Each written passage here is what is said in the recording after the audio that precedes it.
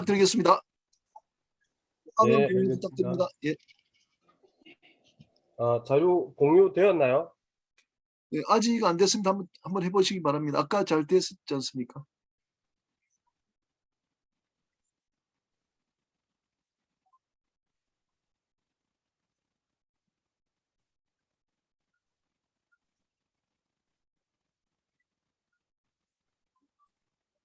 되었나요? 예, 요걸 그 슬라이드 쇼로 크게 한번 띄워 주십시오. 크게 됐나요? 이게 아, 예, 잘 제품, 보입니다. 예, 예. 예. 그러면 발표 진행하도록 하겠습니다. 예, 예. 먼저 발표에 앞서서 저희 KSS 해운과 LPG 시장을 소개할 수 있도록 기회를 주신 김영 교수님 그리고 유관 관계자분들에게 깊은 감사의 말씀드립니다. 저는 99년도 이 KSS 해운에 입사해서 22년 동안 근무하고 있고요. 저는 지금 영업하고 기획을 관리하고 있습니다. 실제 좀 전에 교수님들이 여러 말씀을 해주셔갖고 이미 많은 부분들이 노출이 된 것 같은데요.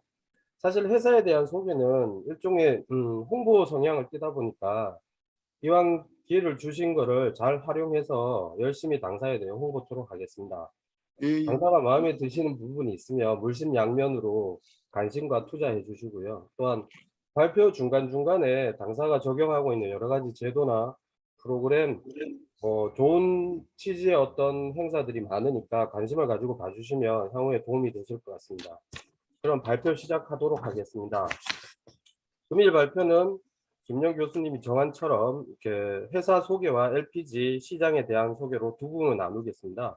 그리고 회사에 있어서는 이력, 재무 상황을 포함해서 현황에 대해 설명드리고 나름 경쟁력이 심한 LPG 운송 시장에서 지속적으로 저희가 성장할 수 있었던 원동력과 경쟁력이 무엇인가 소개를 드릴 예정이고요. 그리고 또 LPG 운송 시장에 있어서 화물 시장은 어떻게 흐르고 있고 선복 시장은 어떻게 구성되어 있으며 운임 시장의 추이는 어떤가 순으로 살펴보도록 하겠습니다.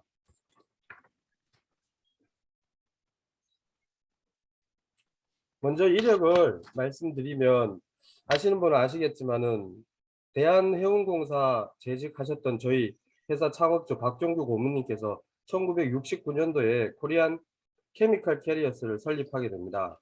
케미컬 운송 사업을 시작한 것이 저희 회사 시초고요. 저희 회사도 70년 초반에는 조선소 사업이라든지 80년 초반에 정부 주도하에 진행되었던 해운 합리화 사업에 있어서 냉동선 사업 등에 있어서 시행착오를 거치기도 하였습니다. 그러나 80년 초에 가스선 사업에 뛰어들었고 기존의 케미컬 선대를 구조조정하는 과정을 통해서 1차 성장 기반을 마련하였습니다.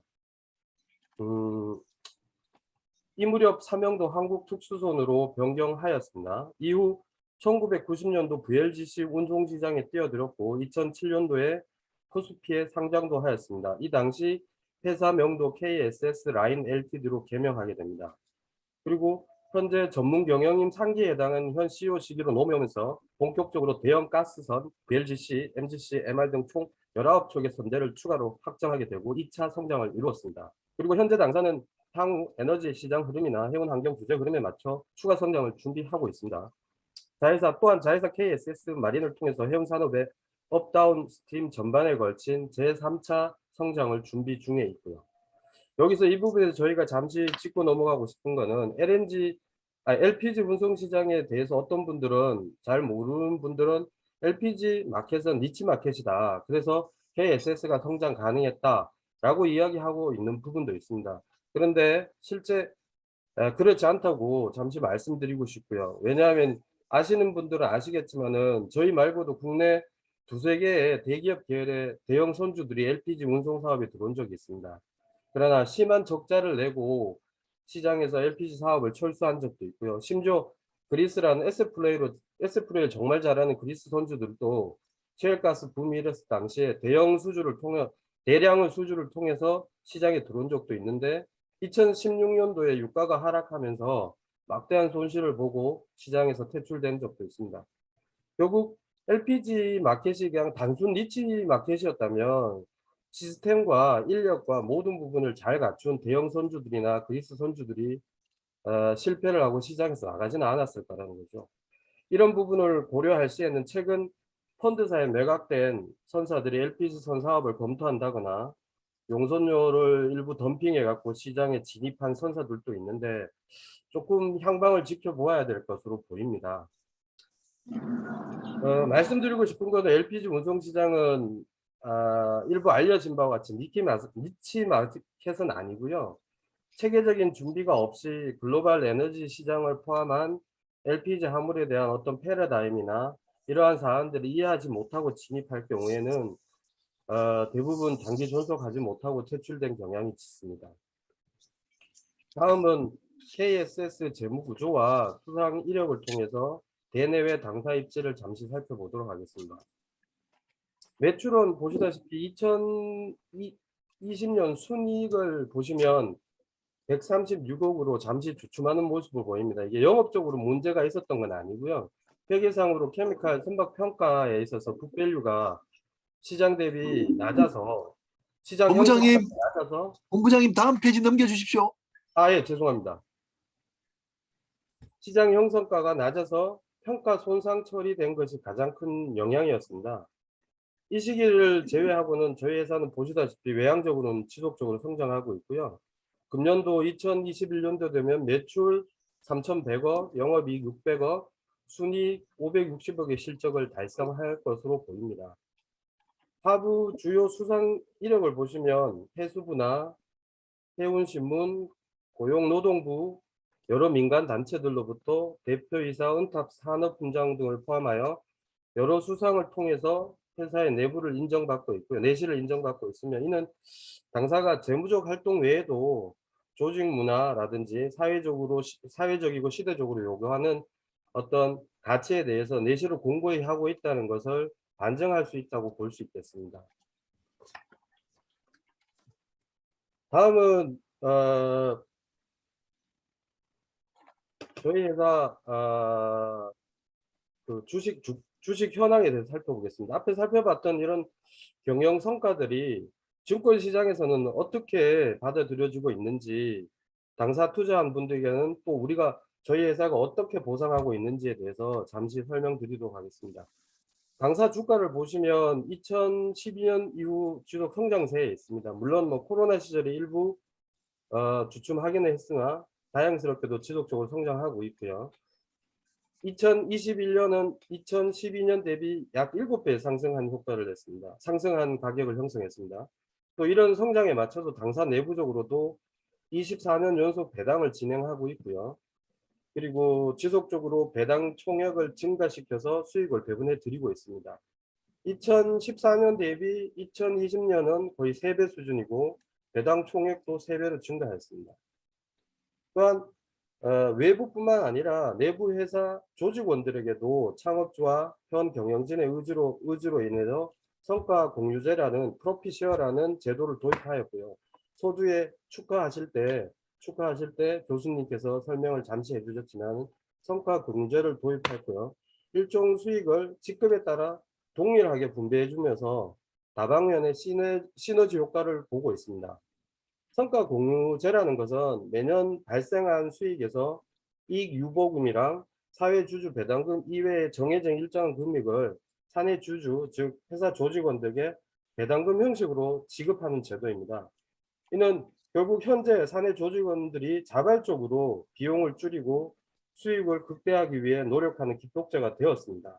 그리고 이를 통해 사고율이 감소됐고 비용도 절감됐으며 적극적으로 영업 활동을 수행할 수 있었고, 나아가 정신적으로는 마인드적으로는 주인의식을 고취시킬 수 있는 계기가 되었습니다. 그리고 이익공유제는 타 기업에서 진행하고 있는 차등 지급하는 인센티브 제도와는 다르며 동일한 금액을 부서와 업무 종류에 상관없이 배분하기에 실질적으로 더 높은 효과를 거두고 있습니다. 현재 저희 성과 공유제는 당사 및 당사 창업주이신 박종두 고문님께서 주관하고 계시는 바른경제 동인회에서 사회적 확산을 위해 노력하고 있습니다. 추가적으로 성과 공유제라 관심이 있으시면 당사에 연락하시면 자세한 안내를 드리도록 하겠습니다. 다음은 저희 선대 현황에 대해서 간단히 살펴보도록 하겠습니다. 보시는 바와 같이 2021년 당사 소유 운항 본부장님, 죄송합니다. 화면 좀, 죄송합니다. 이게 선대를 보시면 2021년 당사 선대는 총 27척의 오너십을 가진 형태입니다. 그리고 2030년이 되면 총 30척이 되고요. 그리고 그 부분에서 이제 VLGC 16척을 보실 수 있는데 이 부분은 글로벌 시장 5위에 해당되는 보유 선봉량입니다. 향후에 이후에 한 번 더 이 부분에 대해서 논하고 넘어가도록 하겠습니다. 그리고 이 중에서 거의 19척의 선복, 그러니까 대형선 16척하고 소형선 3척이 현 CU 단계에서 지난 7년 동안 건조 인도된 선박들입니다.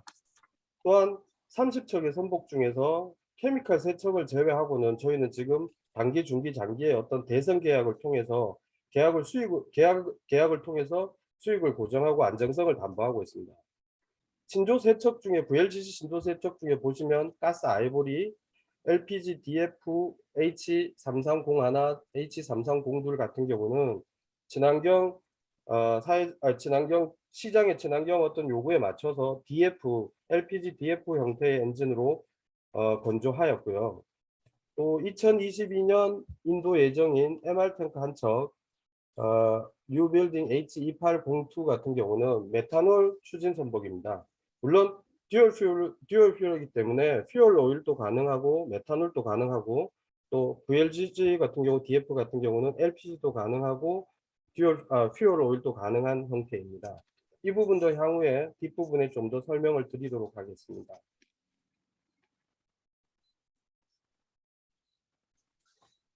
그러면 이런 경영 성과를, 경영 실적을 이루는 데 있어서 근간이 된 당사의 어떤 경쟁력이나 힘은 어디에 있는가에 대해서 한번 살펴볼 필요가 있다고 생각합니다.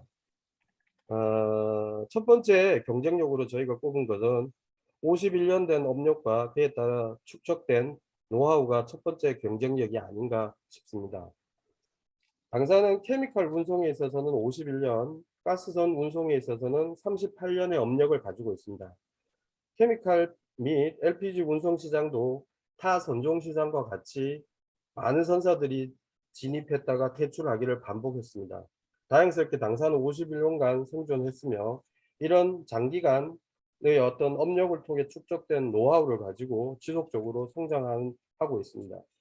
국내외적으로 아까 서두에 국내의 어떤 하주에 대한 지지 기반이 약하다고 말씀하셨던 부분들이 존재하는데 실질적으로 거기에 대해서 저희가 설명을 드리면 LPG 같은 경우는 국내에 하주가 딱 두 하주밖에 없습니다. SK가스와 이원.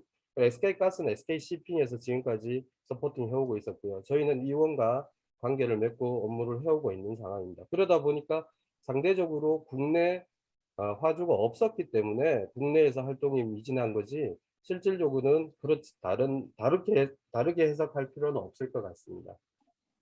지금 저희 하주 같은 게 아까 보셨던 좀 전에 보셨던 그 선박들이 대부분 전부 TC 계약이 되어 있는 상태고요. 오일 메이저인 쉘이든 아니면 일본의 상사인 이토츠든 태국의 국영기업인 PTT, 국내의 이원 이런 기업들 탑 클래스의 어떤 메이저 하주들과 장기 계약을 진행하고 있는 상황입니다. 특히 LPG 운송 시장은 글로벌 에너지 흐름이나 화물 물동량 흐름, 그리고 경기, 그리고 금융시장 흐름, 환경 부재 등과 밀접하게 움직이고 있는 시장이기에 이런 시장이 이게 기복이 심한 편입니다. 사실은 뒤쪽에서 한 번 더 설명을 드리겠지만 그럼에도 불구하고 이런 기복 속에서도 탄력적으로 선대를 줄이고 구조 조정을 하고 또 팽창을 하면서 확장을 지금까지 이어온 상태고요. 시장이 좋지 않은 상황이 되면 저희는 내부 당금질과 내부 세팅을 통해서 해륙상 증원들이 실질적으로 글로벌 경쟁력을 가질 수 있도록 노력을 해오고 있는 상황입니다. 두 번째로 말씀드리고 싶은 핵심 경쟁력은 저희 내부적으로 시장을 예측하고 네트워킹하고 그리고 장기 계약을 통해서 안정적인 수익 구조를 가져가는 것이 저희의 어떤 핵심 경쟁력이라고 생각됩니다. 저희 회사에서는 내부적으로 자체적으로 시장 화물의 물동량, 성과, 마켓 플레이어들의 스탠스 정보를 취합해서 분석하고 내부 공유를 통해서 경영진에게 경영 정보를 제공하고 있습니다. 나아가 규제가 변한다든지 시장에 영향을 주는 전반적인 팩터들이 변할 경우 자체 분석해서 주기적으로 예측하는 시스템으로 운영이 되고 있고요. 이에 따라 단기, 중기, 장기적인 관점에서 주력선대인 VLGC에 대한 그리고 냉동선 MGC에 대한 투자를 도모하고 있습니다. 또한 장기적인 업력을 바탕으로 하주, 조선소, 금융선과 네트워크를 잘 하고 있고요. 이에 기반하여 가능성 있는 용선주를 사전에 식별하고 집중력 공략하고 장기 계약을 유도하고 있습니다. 이러한 장기 계약을 통해서 수입이 안정적으로 고정됨으로써 재무 건전성을 확보할 수 있고요. 그에 따라서 MR과 같은 타 선종으로의 어떤 포트폴리오를 확대하는 것을 지속적으로 노리고 있습니다. 또한 최근에는 자회사 KSS 마린을 통해 다양한 해운 업다운 스트림 산업에 투자할 예정이고요. 또한 이런 시장 예측 시스템을 통해서 당사는 해운 환경 규제에 있어 BWTS나 스크러버, LPG DF, 메탄올 DF 등의 당사 선대에 선제 적용한 케이스가 있고요. 향후 탄소 중립을 위해서 차세대 추진으로 거론되고 있는 수소, 암모니아, 수소 충전용 배터리 사업 등에 대해서도 지속적으로 모니터링하고 준비할 예정입니다. 다음 당사의 핵심 경쟁력으로 말씀드릴 수 있는 것은 인하우스 SM과 크루 매닝에 기반한 안전관리입니다. 선박관리, 선원교육, 안전관리에 있어 당사는 크고 작은 시스템을 운영하고 있습니다. 그 중에 몇 가지만 소개드리면 매년 무죄의 안전 세미나를 개최하고 해륙상 순환 근무를 진행하고 있으며 해상 직원 실무 특화 교육 프로그램을 시행을 통해서 후소의 해상 직원을 자체 발굴 육성하고 있습니다. 또한 당사는 타 선사와 차별화되어 외주 없이 회사 시스템에 대해서 적합한 PMS, 그러니까 예방정비 프로그램 같은 PMS 프로그램과 사내 업무 효율화 프로그램 등을 상당수를 회사 자체적으로 내부 전산을 통해서 구축하고 이용하고 있는 사항입니다. 나아가 특수전 분야에서 가장 중요한 메이저 검사와 CDI 검사에 있어서도 외주 없이 내부 조직과 시스템으로 자체적으로 준비하고 있고요. 그리고 해륙상 협업 과정에서 사전에 검사전 사전 준비, 사전에 본선 자체 검사를 실시하고 실질적인 심사 시 육상 조직과 SNS 등을 활용해서 적극적으로 서포팅함으로써 매 검사 시 우수한 결과물을 도출하고 있습니다. 이 결과물들이 결국 하주들이 트레이딩 할 때, 화물 계약을 할 때, 베팅이라든지 화물 계약 가격이라든지 이런 부분에 도움을 주기 때문에 실질적으로 저희의 가장 큰 경쟁력 중에 하나입니다. 또 최근에는 자회사 좀 전에 말씀드린 자회사 KSS 마린을 통해서 해운 관련 전산 시스템을 자체 개발하고 판매 진행 중에 있으며 해운 인프라 산업에 진출하기 위해서 당사가 시너지 효과를 내고 있습니다.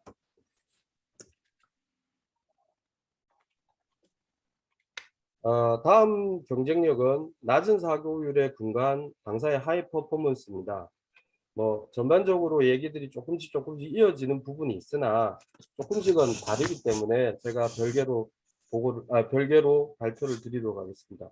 앞에 살펴본 바와 같이 경영진의 안전에 대한 관심과 경영활동, 그리고 당사 시스템에 맞도록 자체 개발된 각종 프로그램, 그리고 인하우스 SM, 그리고 인하우스 SM을 통한 로열티가 내재된 승무원들의 퍼포먼스, 그리고 성과 공유제를 통한 조직원들의 어떤 로열티, 자발적인 업무 지행, 이런 것들의 전반적인 시스템들의 요소가 합쳐져서 결국 그래프에서 보시다시피 사고 발생률이 마켓 대비 최소화되고 있습니다. 그래프상 국내 전체 손해율과 당사 손해율을 비교해 보면 어깨 대비 매우 낮은 수준으로 유지하고 있고요. 결국 이런 요소들이 톱니바퀴처럼 맞물려서 종합적으로 하이 퍼포먼스를 내고 있는 게 아닌가 싶습니다. 용선 시장에서는 이런 부분들 때문에 KSS 하면 신뢰할 수 있는 회사다라는 인식이 이미 자리 잡고 있고요. 그러다 보니까 기존에 했던 계약을 했던 용선주인데 추가 계약을 할 수도 있고 갱신 계약도 할 수 있는 중요한 요소로 자리 잡고 있습니다.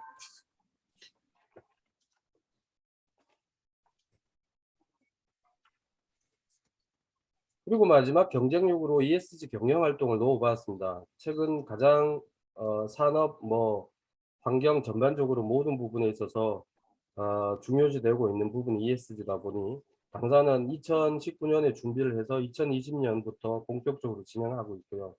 국내에 많은 ESG 기관이 있습니다. 한 130여 개국, 130여 개 기관이 있는데 그중에서 평가 기관 중에서 국내에서는 서스틴 베스트와 한국 기업 지배구조원이 가장 신용 있는 평가 기구로 평가받고 있기에 당사는 두 평가 기관을 통해서 평가를 의뢰하고 자체적으로 업그레이딩을 하고 있습니다. 2021년 서스틴 베스트로부터는 이미 A 등급을 받았고요. 그리고 2020년 그 한국 지배구조원으로부터는 B프를 받았는데 2021년은 지금 진행 중에 있습니다. 아마 10월 말쯤이면 결과가 나올 것 같고요. 이런 차원에서 저희는 이제 ESG 다 아시다시피 환경, 사회, 지배 구조에서 선제적으로 대처를 하고 있기 때문에 지속적으로 환경과 사회적 가치에 중점을 둔 기업으로 평가될 수 있을 것으로 보입니다.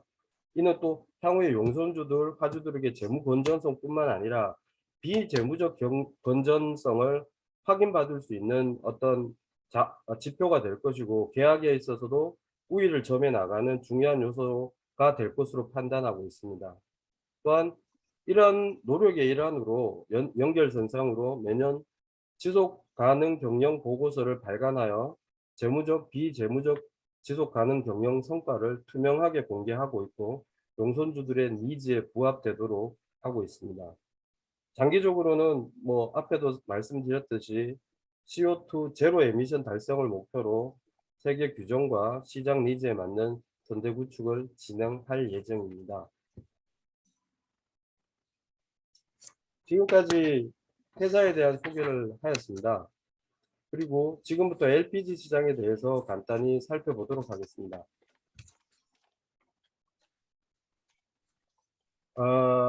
일단 화물 시장에 대해서 먼저 살펴보도록 하겠습니다. 그래프에서 왼쪽 그래프에 보시다시피 LPG 화물량은 지속적으로 성장을 하고 있습니다. 성장세는 좀 주춤하지만 성장을 하고 있습니다.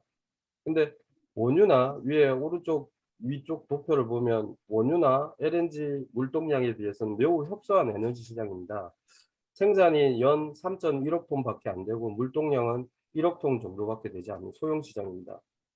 타 에너지와 동일하게 기존에 2013년 전에는 중동이나 러시아가 주 공급지였다면 2013년 이후 미국 셰일가스가 일반화되면서 생산이 일반화되면서 미국 중심으로 재편되었고 지금은 미국 물동량이 중동 물동량과 넘어서고 있고 공급량도 넘어서고 있는 상황입니다. 생산량도 넘어서고 있는 상황이고요. 주요 수입국으로는 수입처로는 아시아가 한 60% 정도 되는데 그중에서 현재 제일 많은 국가가 수입을 많이 하는 국가가 중국이 한 2천만 톤, 인도가 1,600만 톤, 그리고 일본 1,000만 톤, 한국 한 600만 톤, 대만 400만 톤 수입니다. LPG는 주로 쓰임새로 보면 거주나 주방, 그러니까 우리가 얘기하는 본배라고 얘기하는 건데 가스통입니다. 가스통. 그 부분이 가장 많이 사용되고요. 그리고 피드스타, 그러니까 석화 제품에 대한 원료로 사용됩니다. 합성 섬유 원료나 합성 고무의 원료인 프로필렌과 부타디엔을 생산하는 데 사용되고요. 그게 한 25% 정도 차지합니다. 그리고 오토가스가 9% 정도고 기타 전반적인 어떤 산업시설의 18% 정도 사용되고 있습니다. 물론 그 발전소에도 일부 들어가고 있습니다. 거주나 주방 용도의 LPG는 주로 LNG 파이프라인이 도입되지 못한 신생국이나 산간지방 그리고 식당 등에 주로 사용되고 있고요. 원료 베이스에 있어서는 지금은 이제 중국이 가장 큰 생산 국가입니다. 수입 국가입니다. 중국, 한국들이 중심이지만은 중국이 가장 큰 지역입니다. 기존에 이제 석화 합성 수지는 원유에 대해서 크래킹을 해서 생산했다면 최근에는 LPG로부터 PDH 공정이라는 설비를 통해서 상당 부분 수출하고 있습니다. 나중에 혹시 질의가 있으시면 그때 맞춰서 요 관련된 내용들을 추가로 보완하도록 하겠습니다. 다음은 카고 마켓에서 냉정하게 미래는 어떻게 될 것인가에 대해서 잠시 보도록 하겠습니다. 사실 LPG 시장을 냉정하게 보면 셰일 오일 중심으로 여전히 천천히 성장 중이긴 합니다. 그러나 미국하고 중동의 에너지 패권 다툼은 언제 일어날지 모르고요. 그리고 그에 따라서 왼쪽 그래프에 보시는 바와 같이 LPG 가격 추세는 요거는 프로판, 부탄을 합쳐서 LPG라고 하는데 가격 추세는 보시다시피 부침이 매우 심합니다. 죄송합니다.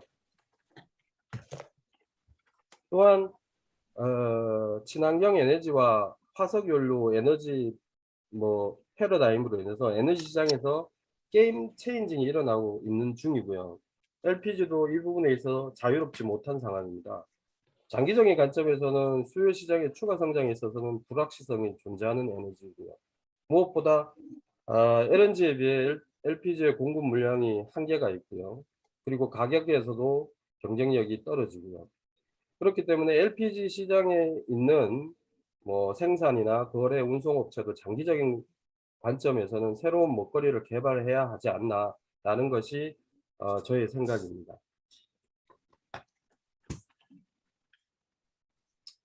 다음은 운임 마켓에 대해서 설명을 드리도록 하겠습니다. 앞서 카고와 선대에서 여러 가지 얘기를 드렸지만은 VLGC 시장 운임은 드라이 벌크하고 동일하게 이것도 액체 벌크이기 때문에 리퀴드 벌크이기 때문에 발틱이 존재하는 BDI 지수가 존재하고요. 주로 중동과 극동, 미국과 극동으로 나눕니다. 미국과 극동에는 파나마를 경유하는 케이스로 BDI가 나오고 있고요. 양 루트의 움직임은 물론 트레이딩 마진에 따라서 조금씩 시기적절하게 바뀌기는 해도 대부분 유사한 움직임을 보이고 있습니다. 상기 그 그래프를 보시면 중동, 극동의 지수인데 거기서 볼 수 있듯 여타 선종하고 비슷하게 국제 경기라든지 LPG 화물 대비 타 에너지 가격 움직임이라든지 선복의 수요와 공급 논리에 따라서 보시면 톤당 20불에서 140불 때까지 오르는 부침이 아주 심한 시장입니다. 특히 미국이 LPG 및 타 에너지 재고 수준과 그리고 정책 상황과 밀접하게 연동되고 있고요. 단순히 스팟 운항 형태로 초기에 진입할 경우 앞서 설명드렸던 몇 개의 선사들처럼 시장에서 퇴출되는 과정들도 많이 겪고 있습니다.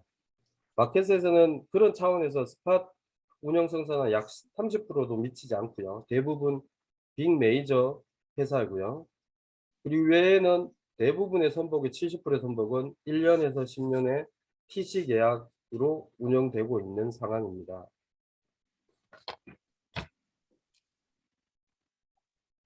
다음은 선복 마켓을 잠시 보도록 하겠습니다. 앞서 여러 가지 설명을 드렸듯이 LPG 시장이 물동량도 협소하고 에너지 정책이라든지 경기도 많이 타고 그리고 운임 변동도 심하고 그리고 한편으로는 물동량도 한계가 있고 그런 차원이 다 녹아져 있다 보니까 실질적으로는 선복도 매우 협소합니다. 아마 거의 제일 적은 선복이 움직이는 시장으로 보입니다. 매우 폐쇄적이고요. 플레이어들도 보면 지금 전체 선복수가 오도북 포함해서 389척밖에 되지 않습니다. 지금 현존하는 게 314척이고요. 오도북 75척이고요. 그 중에서 이제 현존선 중에 291척만 운송에 투입되어 있고 나머지는 스토리지 플랜으로 사용되고 있습니다.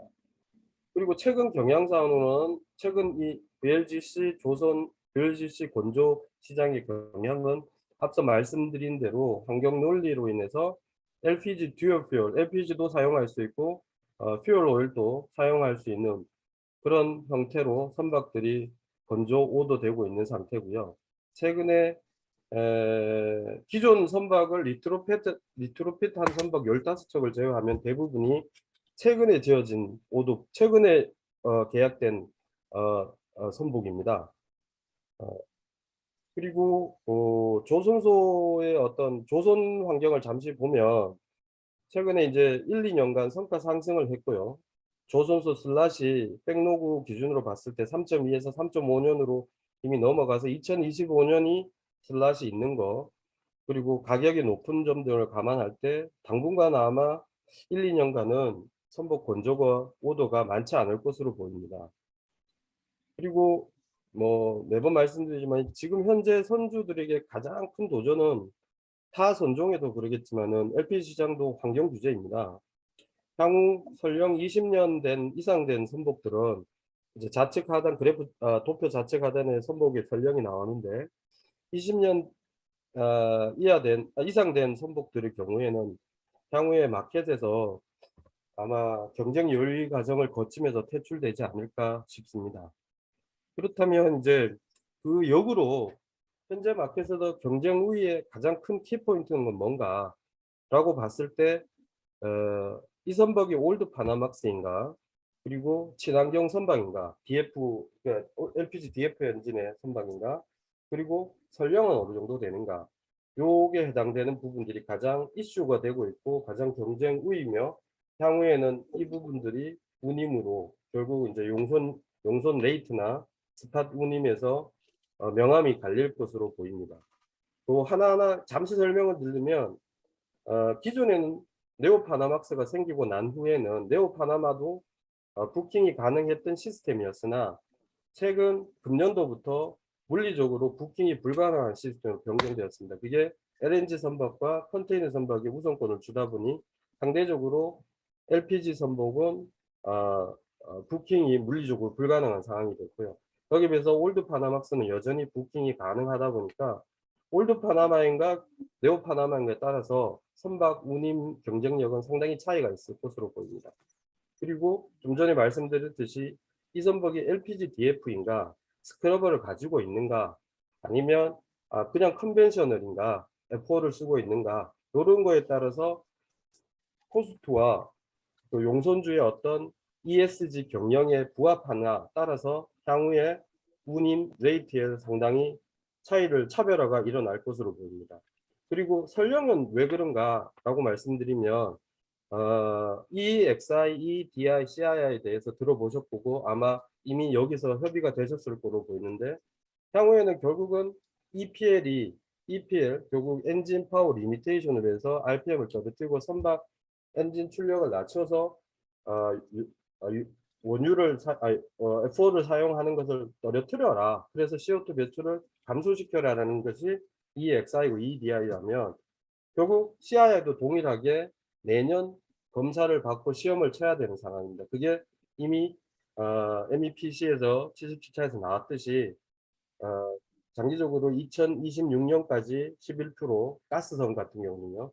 그리고 2030년까지 30%뭐 이런 식으로 지금 진행될 예정입니다. 다만 LPG DF의 경우는 2030년까지 추가 감속이 필요가 없고요. LPG를 쓸 경우. 그 외에 기존의 어떤 컨벤셔널 배의 경우에 있어서는 선형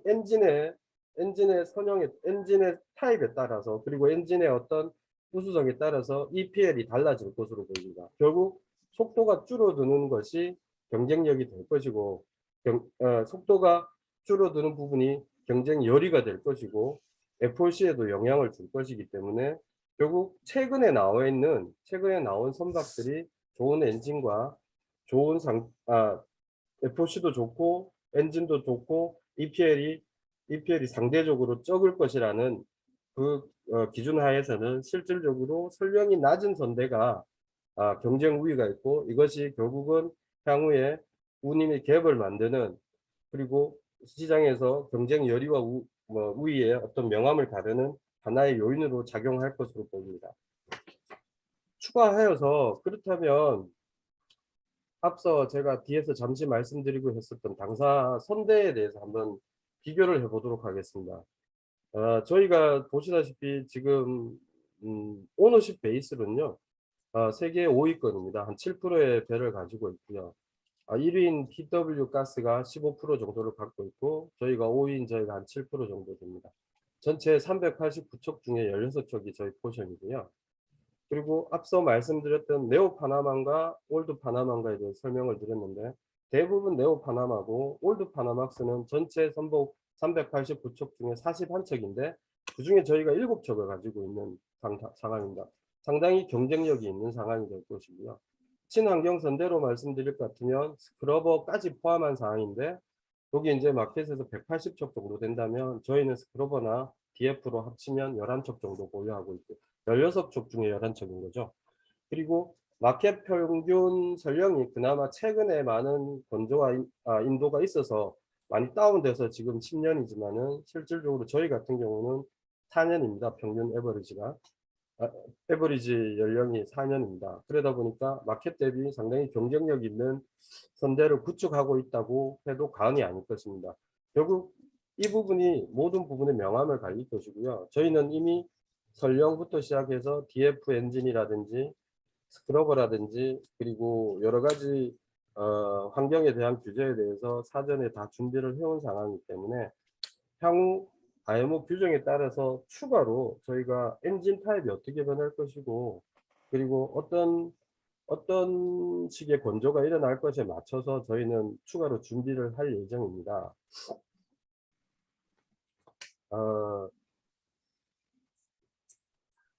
여기까지가 제 발표고요.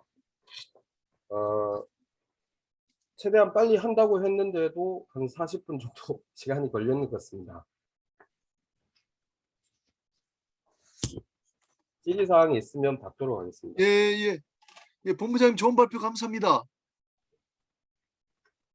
예, 본부장님 네네.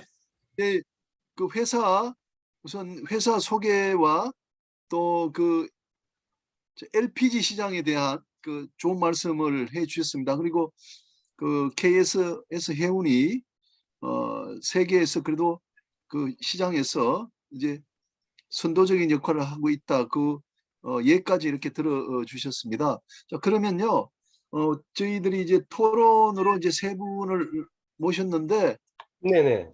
토론으로 부탁한 분들에게 지명 토론을 좀 이렇게 부탁을 드리도록 하겠습니다. 네네. 그